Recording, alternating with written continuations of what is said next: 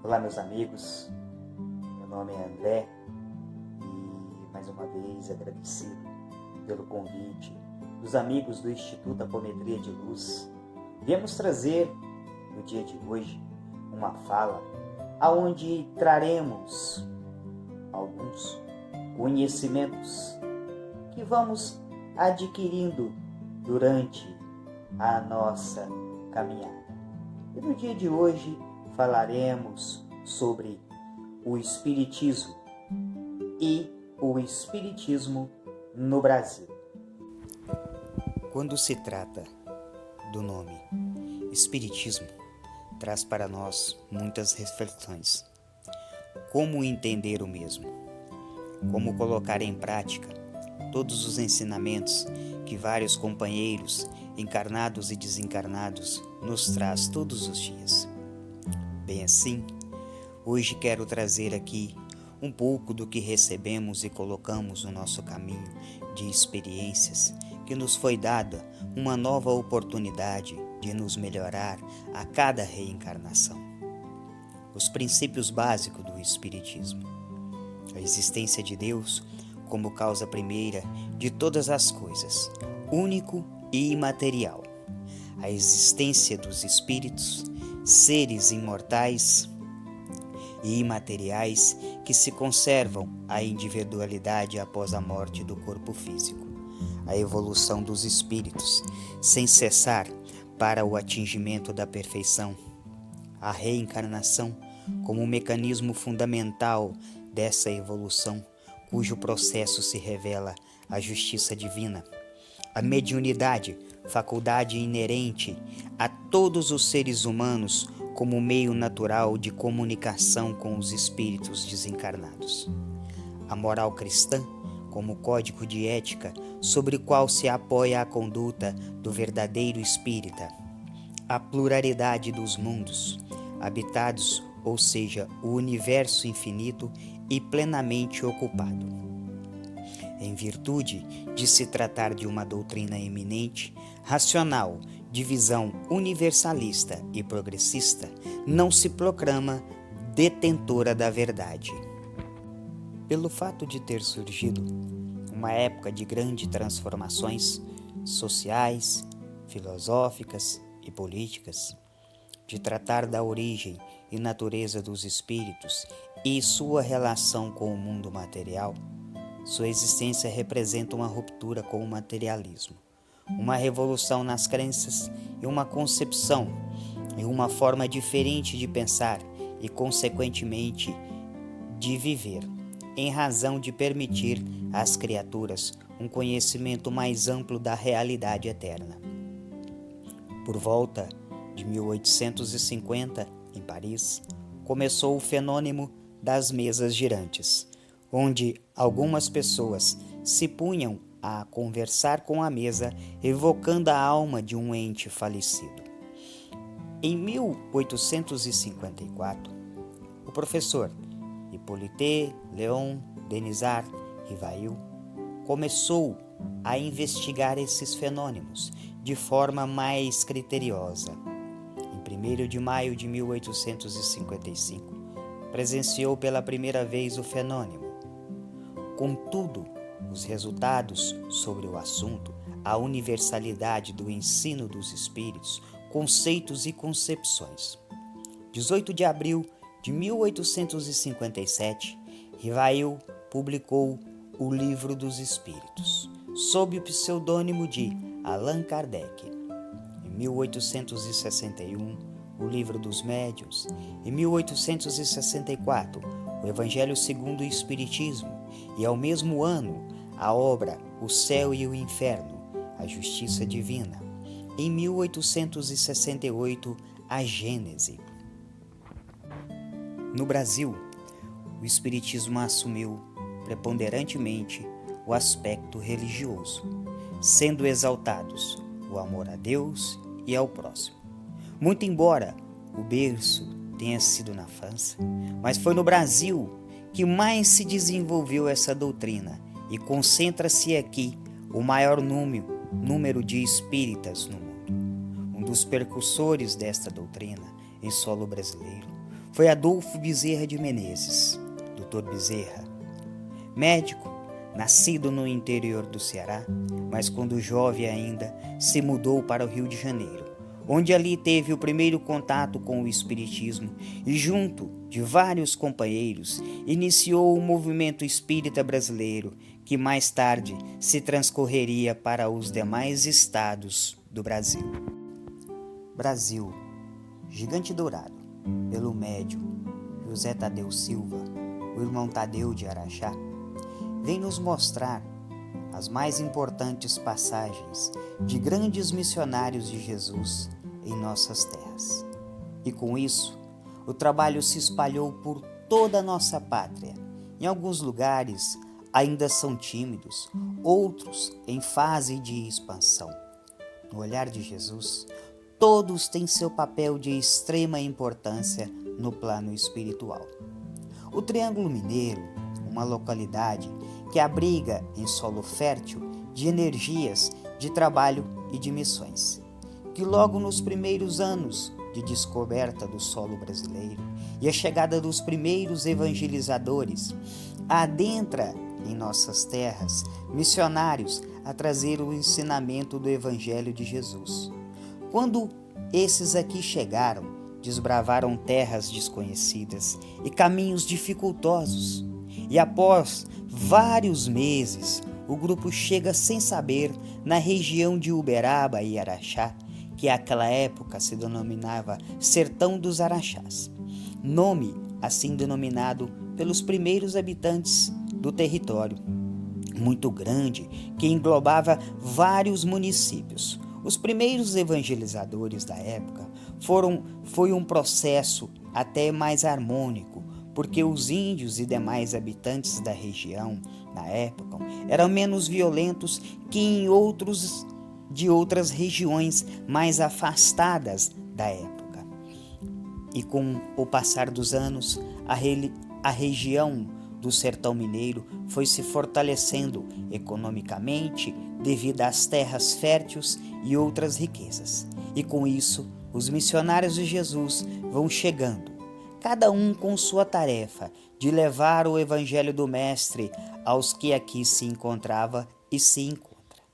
No Brasil, no livro Brasil, Coração do Mundo, Pátria do Evangelho, traz para nós a importante missão nossa em levar os ensinamentos da doutrina dos Espíritos, codificada por Kardec, em nossa região, tem um papel importantíssimo nessa divulgação.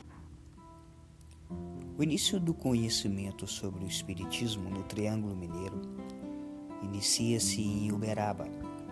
Importante trabalho de divulgação das obras de Kardec, e destaca-se a presença de muitos companheiros ali, àquele momento, a estudar e desenvolver essas faculdades mediúnicas, e frequentemente são abertos núcleos espíritas em toda a região.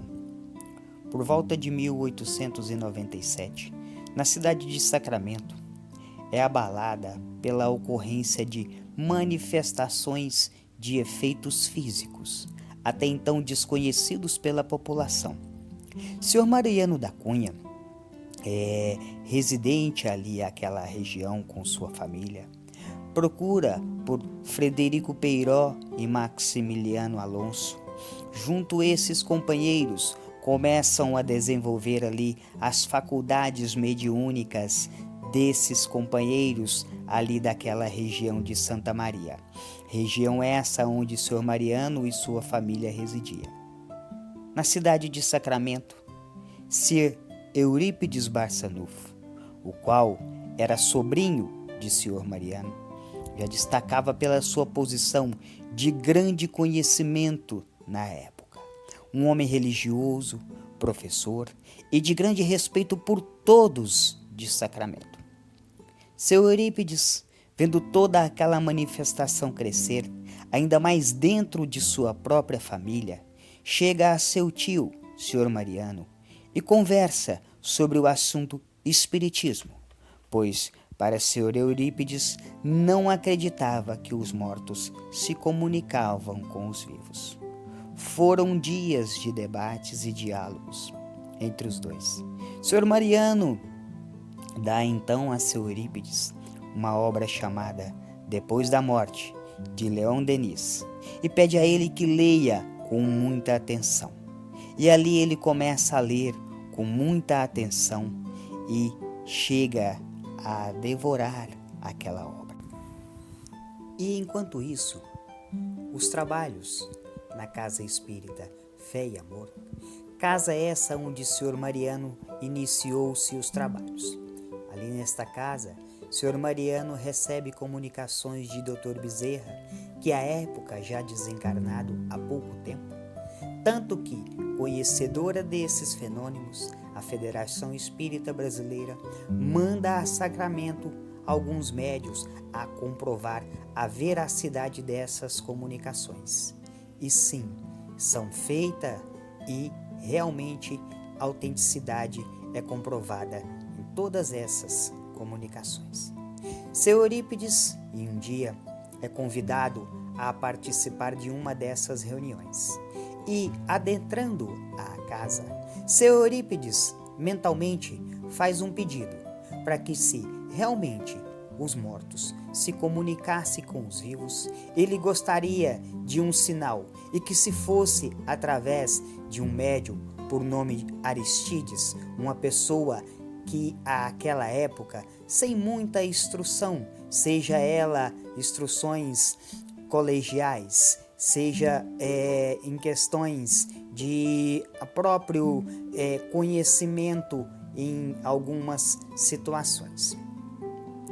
É dada o início aos trabalhos da noite e Sr. Mariano faz a explanação, a abertura dos trabalhos da noite e, logo em seguida, já mediunizado, Aristides levanta-se e faz a explanação de o que seu Eurípides havia pedido, que era falar sobre as bem-aventuranças do Evangelho de Jesus.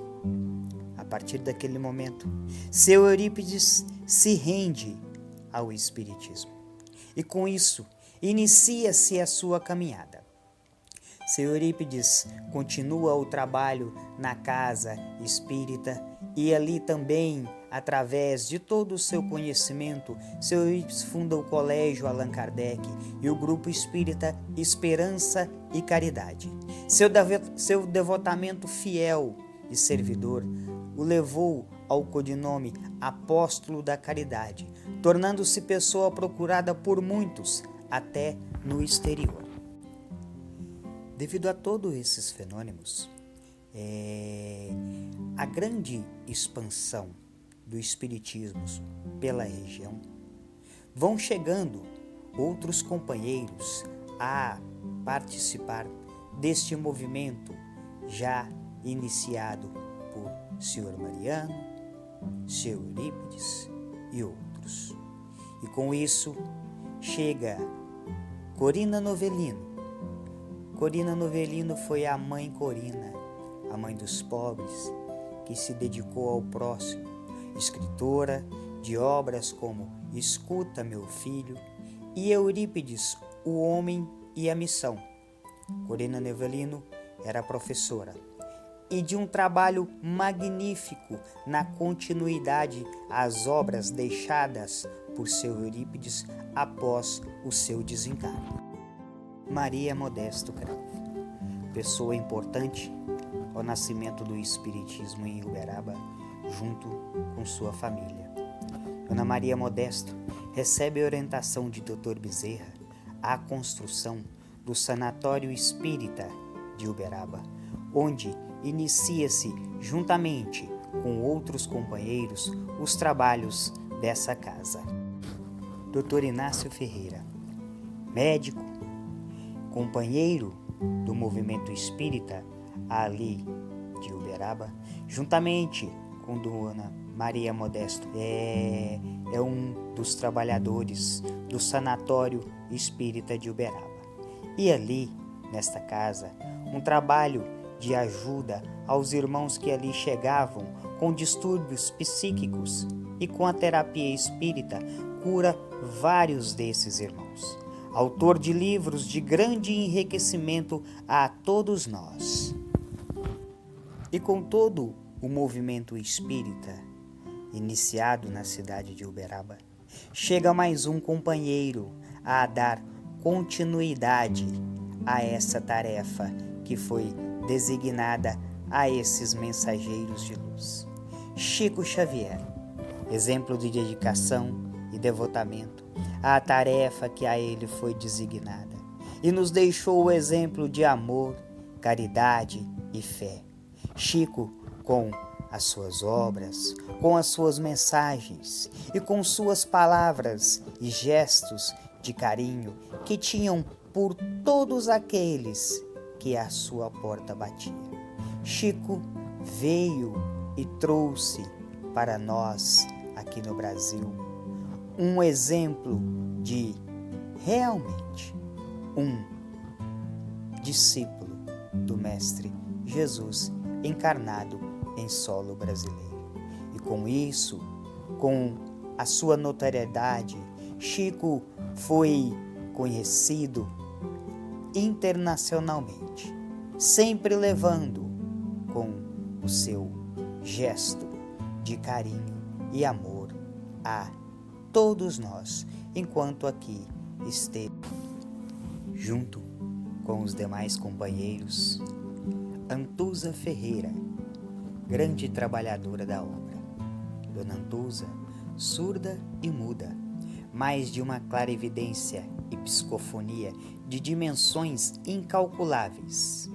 E isso tudo sentido pelas mãos, que eram conhecidas como mãos de veludo, mãos de luz, de divindade e humanicíssimas, palavras estas ditas pelo próprio Chico Xavier.